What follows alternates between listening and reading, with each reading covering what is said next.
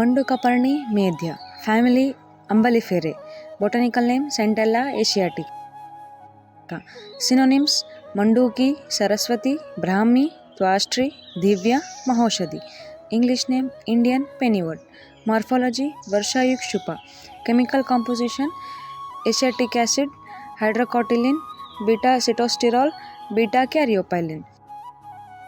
Rasa Tikta, Guna Laghu, Virya Shita, Vipaka Madhura.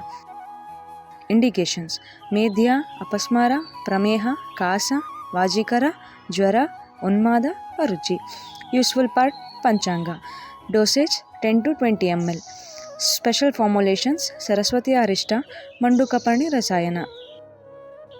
ಬೇಸೋನಿಮ್ ಮಂಡುಕ ಇವ ಪರ್ಣಮಸ್ಯ ಮಂಡುಕಾಕೃತಿ ಪರ್ಣಮಸ್ಯ ಯದ್ವಾ ಮಂಡುಕ ಇವೋತ್ಥಾನೋದರಂ ಪರ್ಣಮಸ್ಯ. Leaves of Mandukaparni, that is Centella asiatica, resemble frog in its shape and it is runner. Synonyms Brahmi, Kapotavadka, Cha Somavalli, Saraswati.